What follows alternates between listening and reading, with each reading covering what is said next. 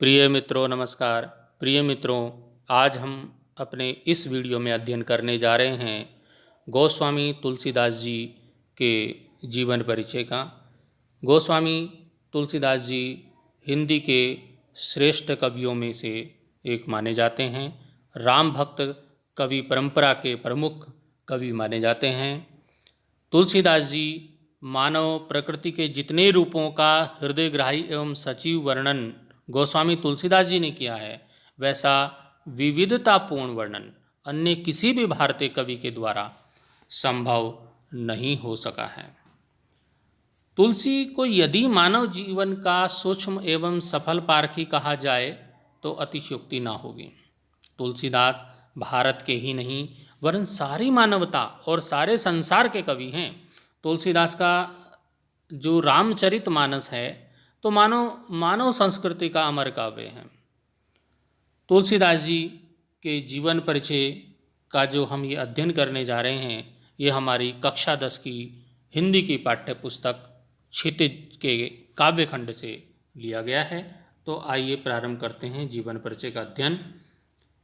तुलसीदास के जन्म के संबंध में बहुत विद्वानों में मतभेद है। इनका जन्म कौन से सन में हुआ, तो लेकिन जो सब निष्कर्ष रूप से जनश्रुतियों एवं सर्वमान्य तथ्यों के अनुसार इनका जन्म सन 1532 में हुआ।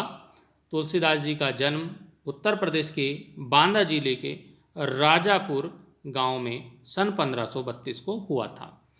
अब इनके जन्म स्थान के बारे में भी लोगों में मतभेद है। कुछ लोग तो इनका जन्म स्थान राजापुर गांव जो बांदा जिले में मानते हैं, परंतु कुछ लोगों का कहना है कि इनका जन्म स्थान एटा जिले के सोरो नामक स्थान पर भी कुछ लोग मानते हैं। कुछ विद्वान उनका जन्म स्थान सोरो जो एटा जिला में है उसको मानते हैं।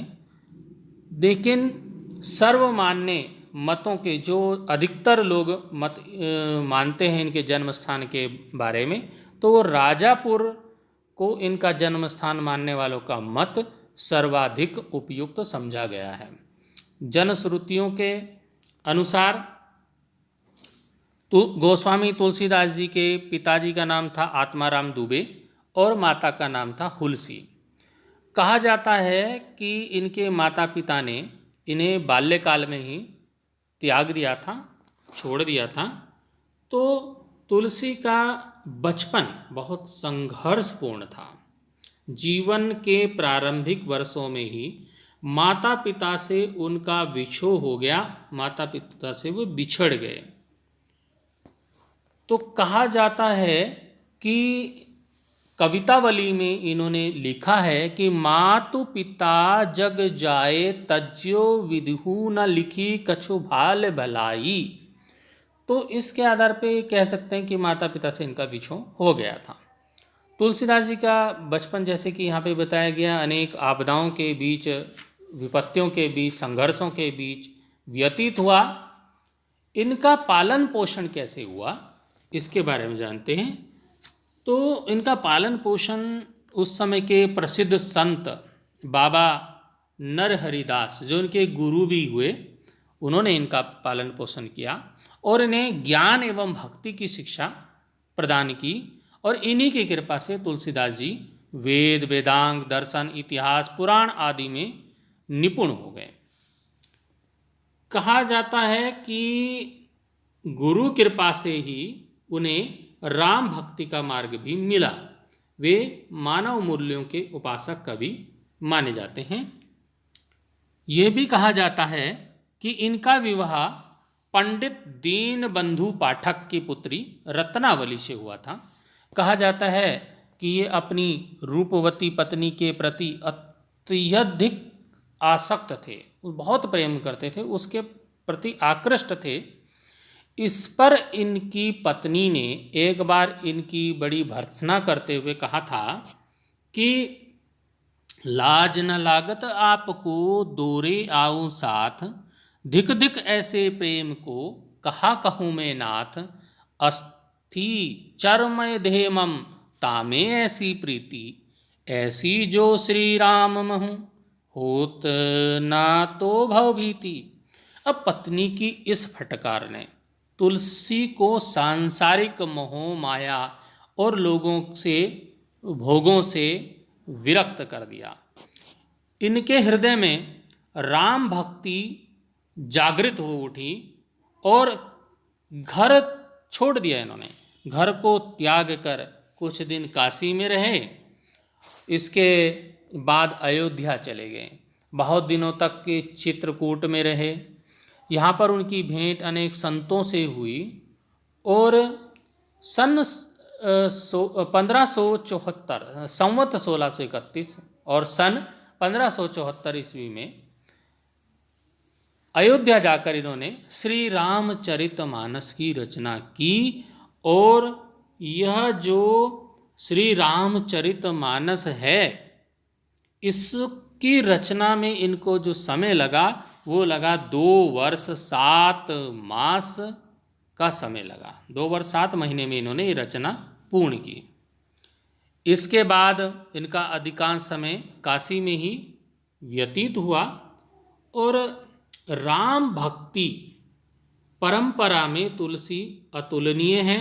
श्री रामचरितमानस कवि की अनन्य राम भक्ति और उनके सृजनात्मक कौशल का मनोरम उदाहरण है।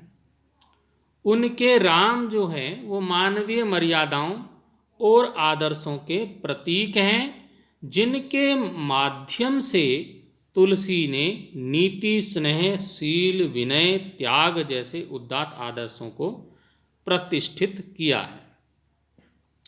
अब इनकी मृत्यु के बारे में ये कहा जाता है कि सन 1623 में इनकी मृत्यु हुई। संवत 1680 जो माना गया है। अवधी और ब्रज भाषा दोनों पर इनका समान अधिकार था और सन 1623 में काशी में इनका देहावसान हुआ, जो 1623 और संवत 1680। इसमें एक दोहा भी इनके मृत्यु के संबंध में सुना जाता है कि संवत 1680 80 गंग के तीर, श्रावण शुक्ला सप्तमी, तुलसी तज्यो शरीर। ये कहा जाता है कि तुलसी जी ने श्रावण महीने की शुक्ल पक्ष को सप्तमी तिथि को तुलसी तज्य शरीर, तुलसी ने संवत 1680 में शरीर को तज दिया था, छोड़ दिया था। तो 1680 संवत का अर्थ हुआ सन 1623। तुलसीदास जी विलक्षण प्रतिभा के संपन्न उत्कृष्ट कोटि के कवि, महान लोकनायक और श्री राम के परम भक्त थे। इसलिए इनका जो महाकाव्य है श्री रामचरितमानस, संपूर्ण विश्व साहित्य के अद्भुत ग्रंथों में से एक है। इस ग्रंथ के माध्यम से राम भक्ति की पावन मंदाकिनी प्रभावित करके इन्होंने जन जन का जो जीवन है कृतार्थ कर दिया। श्री रामचरितमानस में तुलसी के कवि रूप, भक्त रूप एवं लोकनायक रूप का चरम उत्कर्ष देखने को मिलता है। भाव, उद्देश्य, सब कुछ इसमें कवि ने कथा वस्तु, संवाद एवं चरित्र चित्रण सभी दृष्टि से यह एक अद्वितीय ग्रंथ है। इस ग्रंथ के माध्यम से इन्होंने जिन आदर्शों का भावपूर्ण चित्रण किया है वे युग युग तक मानव समाज का पथ प्रदर्शन करते रहेंगे।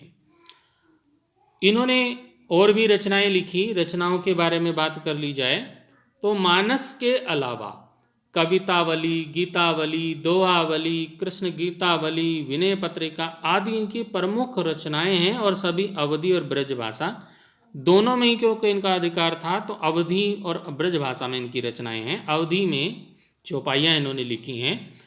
तुलसीदास जी ने रामचरितमानस की रचना अवधी भाषा में और विनय पत्रिका और कवितावली की रचना ब्रज भाषा में की।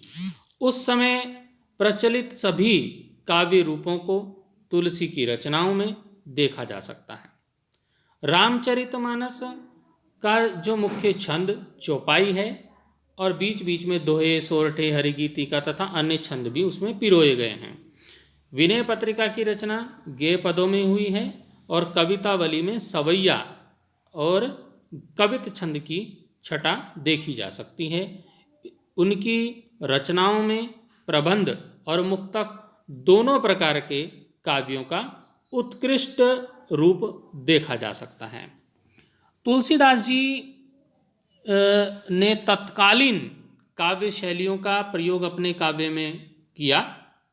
उस समय की जो भी काव्य शैलियाँ थी उन सभी का प्रयोग तुलसीदास जी ने अपने काव्य में किया, जो कि प्रबंध शैली रामचरितमानस में देखी जा सकती है, विनय पत्रिका में मुक्तक शैली देखी जा सकती है और दोहावली में साखी शैली का भी प्रयोग किया है।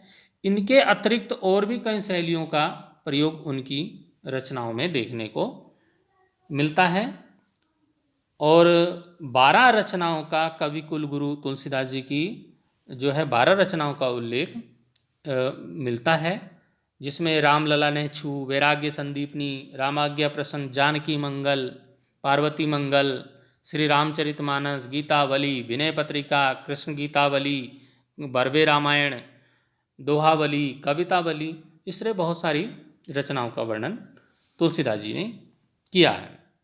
इनका जो संपूर्ण काव्य है, तुलसीदास जी का संपूर्ण काव्य शिवम की भावना से ओतप्रोत है।